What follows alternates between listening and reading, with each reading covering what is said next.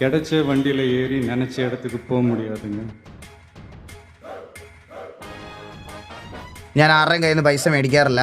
എനിക്ക് പൈസ വേണ്ട, എനിക്കൊരു ലക്ഷ്യമുണ്ട്, എനിക്ക് അതാണ് പ്രധാനം. ഞാൻ അതിലോട്ടാണ് പൊയ്ക്കൊണ്ടിരിക്കുന്നത്. വിജയുടെ പേരിൽ ഞാൻ ഒരിക്കലും പൈസ പിരിക്കത്തില്ല. അത് പുള്ളി എനിക്ക് അയച്ച റിപ്ലൈ ആണ്. എനിക്ക് വേറെ പൈസ ഇതൊന്നുമല്ല. എനിക്ക് വിജയ് സാറിനെ ഒന്ന് കാണണം. ബിഗിലിന് ഓഡീഷന് പോയി ലിയോയ്ക്ക് പോയി. അതാണ് ഈ മുടിയും താടിയും വളർത്തിയത്. நமக்கான ட்ரெயின் வரணும்னா നാമ கொஞ்ச നേരം പ്ലാറ്റ്ഫോമിൽ നിന്നുதான் ആകണം. ഇപ്പൊ നിങ്ങളുടെ ഹീറോ എന്ത് ചെയ്യുന്നു? ഉണ്ണിക്കണ്ണൻ മകളുടെ വിജയ് സാറിനെ കണ്ടു.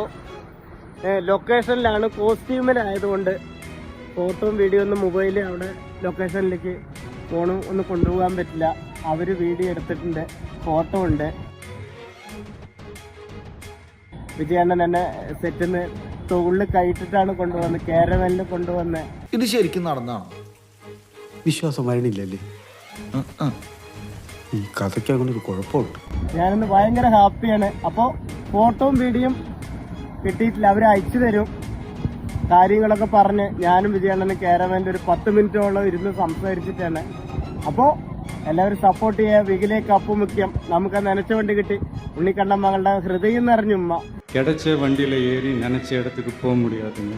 நமக்கான ட்ரெயின் வரணும்னா நாம் கொஞ்ச நேரம் பிளாட்ஃபார்மில் நின்று தான் ஆகணும். என்ன நண்பா?